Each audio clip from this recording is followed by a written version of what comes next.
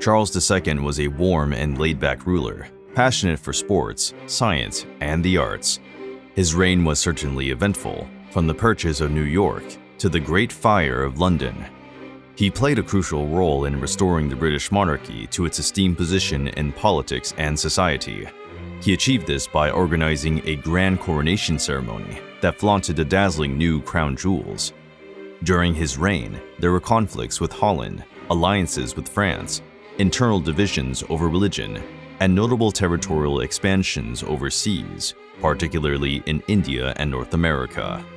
Charles II is also remembered for having a love life that was even more extravagant than that of Henry VIII. Like Charles, Henry also had multiple mistresses. However, it was his numerous marriages that ultimately led to his infamous reputation. However, Charles II's life was deemed scandalous. He never allowed marriage to hinder a fulfilling affair. A highly active adulterer, he engaged in relationships with many women. These hailed from diverse backgrounds and were widely recognized by both courtiers and commoners. They frequently found themselves at the heart of court politics and adeptly orchestrated their own intrigues. To provide a brief overview of the Tudor dynasty's history, after the death of Elizabeth I in 1603 without any heirs, James VI of Scotland was invited to assume the role of the King of England, becoming James I. He was the first monarch from the Stuart lineage, and he was succeeded by his son Charles I. However, Charles I faced numerous conflicts with Parliament regarding matters such as religion, finances, and the extent of the monarchy's power. These disputes eventually led to the English Civil Wars, culminating in Charles I's execution on January 30, 1649. Charles I's eldest son, also named Charles, was born on May 29, 1630. His mother was Queen Henrietta Maria, the younger sister of Louis XIII of France. Charles spent most of his childhood at Richmond House, where his favorite activity was horse riding. Around 1645, during a period when Charles I was experiencing losses in battles, Prince Charles and his mother were sent to seek refuge in France for their safety. It is mentioned that the prince had a good upbringing there, to the extent that he grew to an impressive height of 1.88 meters. Charles appears to have been the opposite of his father, who possessed a highly serious demeanor. Young Charles had a captivating charm, a quick wit, and a relaxed attitude.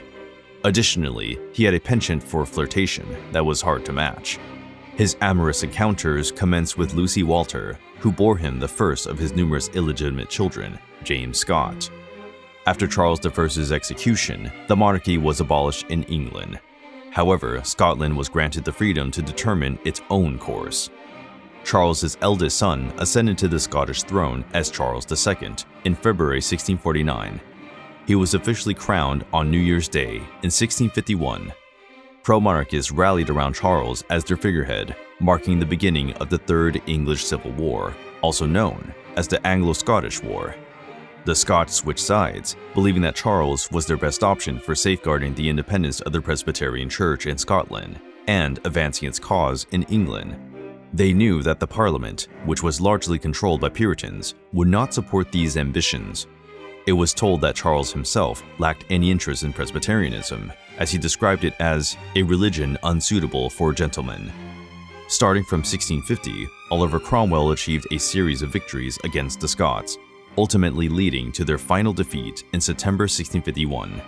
This marked the end of the English Civil Wars. Charles faced a tricky task when he was forced to seek refuge in France.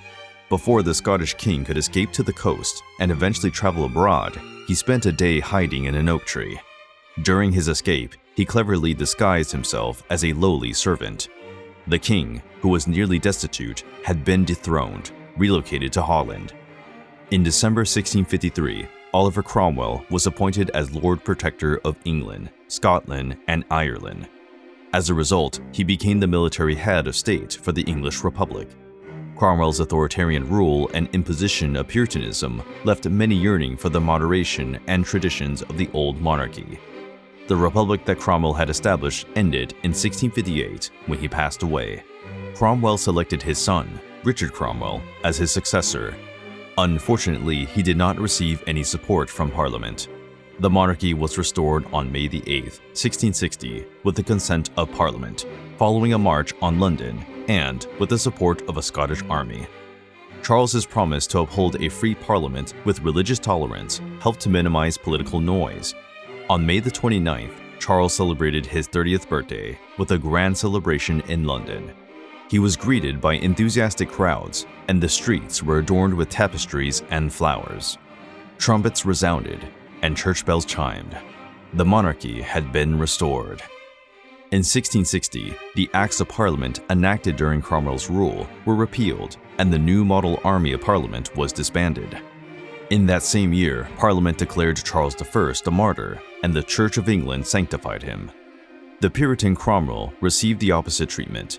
In 1661, the vengeful king ordered the exhumation of Cromwell's remains from Westminster Abbey. Cromwell was then executed posthumously as a traitor, with his corpse being hanged and beheaded. The remains were subsequently put on display for the public to see. Some living men were also executed. However, there were still several unresolved religious questions. During his reign, Charles faced numerous conspiracies and attacks, with some of them being supported by Catholics. The debate regarding religion escalated during Charles's reign and continued into the reign of his successor. The old hierarchy was established within the court, the counties, and the church. To strengthen his position, Charles understood the importance of making himself visible and using his physical presence to lure his subjects. He put plenty of effort to please the crowds who warmly received him, reminiscing about the nostalgic good old days with flagpoles and bonfires. He embraced the medieval charm of royalty through grand ceremonies, like the King's Touch for Evil, where the royal hand was believed to possess the power to cure ailments such as scrofula and other diseases. Thousands of sufferers flocked to him. He also focused on appealing to the nobles instead of the masses, and one of his actions was the revival of institutions like the Order of the Garter. Charles was fully aware of the power of ostentation, so he spared no expense at his coronation. Following the Civil War, the British crown jewels were disassembled and sold. However, it is worth noting that Charles II's coronation at Westminster Abbey on April 23, 1661, would not have been considered a legitimate coronation without the crown jewels. A completely new set of insignia was created, incorporating some of the recovered old gems into the new pieces. The gold crown of St. Edward was bestowed upon him during coronation, and has been worn during ceremonial occasions ever since. The sovereign scepter has become an integral part of the coronation ceremony, now adorned with a dazzling 530-carat Cullinan diamond. The sovereign's orb, resembling a golden pokeball, serves as a symbol of the Christian monarch's authority in the secular realm. It was specifically crafted for Charles and is a magnificent hollow sphere made of gold. Adorned with pearls, precious stones, and a prominent amethyst beneath the cross, it exudes grandeur and significance. Since then, it has been a tradition for all British monarchs to hold the orb in their left hand during their coronation. The new jewels were nearly lost like the predecessors. In 1671, there was an incident involving a man named Thomas Blood, who cleverly disguised himself as a priest to steal the insignia from the Tower of London. Upon discovering the plot, Charles was greatly impressed by the man's audacity. Eventually, he decided to pardon him, showing the king's inclination towards audacious endeavors, be they scientific or criminal. On May 21, 1662, Charles married Catherine of Braganza, the daughter of John IV of Portugal. The couple had 3 children, all of whom unfortunately passed away during infancy. Charles had numerous mistresses. The king had 16 illegitimate children, with a group of women that consisted of a duchess, an actress, a prostitute, and a spy. It's not surprising that Charles earned the nickname the Royal Stud. Charles II generously bestowed gifts upon his mistresses. In other words, being a royal mistress was an exceedingly profitable endeavor. The king paid off all his mistress Barbara Palmer's debts. Due to power, wealth, and privilege, women frequently competed with one another to gain Charles's attention and affection. When Charles married Catherine, he had been involved in a long-term relationship with Barbara Palmer, known as the Uncrowned Queen. Charles had hoped that his wife would accept his relationships, but she did not. This led to intense arguments between the couple that spread throughout the court. Eventually, Charles prevailed and appointed Barbara as Catherine's chambermaid, despite the Queen's strong objections. Catherine was so shocked and angered by Barbara's introduction that she fainted. Despite engaging in frequent affairs, failing to produce a legitimate heir, and receiving advice from others, Charles never tried to divorce Catherine. The marriage between him and the Portuguese princess was a political alliance suggested by the Portuguese. At that time, Portugal had recently separated from Spain and was looking to improve relations with England. As part of her substantial dowry, Catherine brought a significant amount of money to England. Additionally, she granted the English control over Tangiers and Bombay, previously under the authority of the Portuguese Empire. In addition to acquiring new overseas territories, Charles II also focused on expanding colonization efforts in North America. This included the successful conquest of New York from the Dutch. The city was subsequently named after the king's brother, James, who held the title of Duke of York. Another notable name, Queens, was given to a borough in honor of Queen Catherine. As part of the agreement, the British traded New Amsterdam for Suriname, a South American territory, with the Netherlands. These strategic moves solidified Britain's dominance over the eastern coast of North America. In Europe, a series of conflicts arose in the pursuit of global trade dominance, specifically with the Netherlands. Initially, England faced significant challenges and setbacks. However, they eventually decided to seek assistance from France, a Dutch rival. In 1670, Charles entered the Treaty of Dover with Louis XIV, establishing an alliance against the Netherlands. A confidential provision within this treaty involved Charles receiving financial support in exchange for promoting Catholicism in England, with the possibility of French military aid if required. The extent to which the king intended to fulfill this promise is a matter of debate, as it ultimately did not materialize. Nonetheless, the regular financial payments proved beneficial, enabling the king to minimize the need for summoning Parliament. Similar arguments were made with Louis XIV in 1678 and 1681.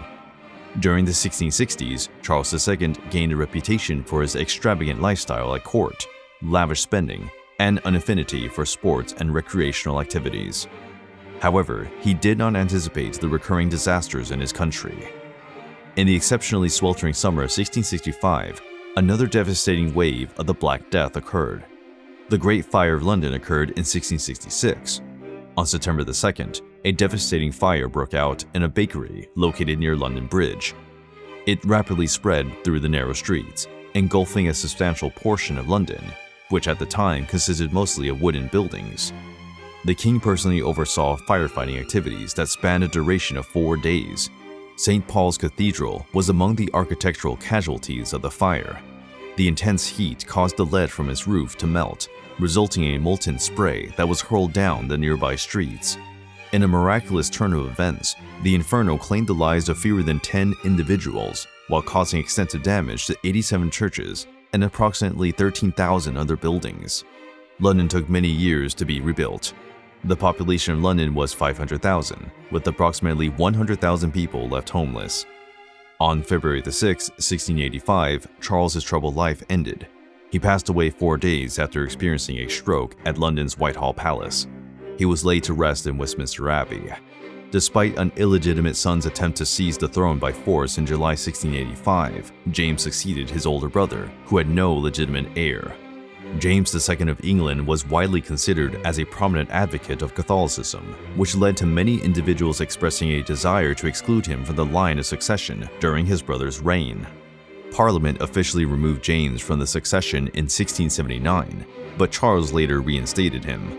The kingdom was divided, with ongoing arguments about who should assume the role of monarch. However, James and the conservative MPs were content to maintain the Stuart royal lineage in its natural course. James II's reign was filled with numerous momentous events. However, that topic will be discussed in an upcoming video.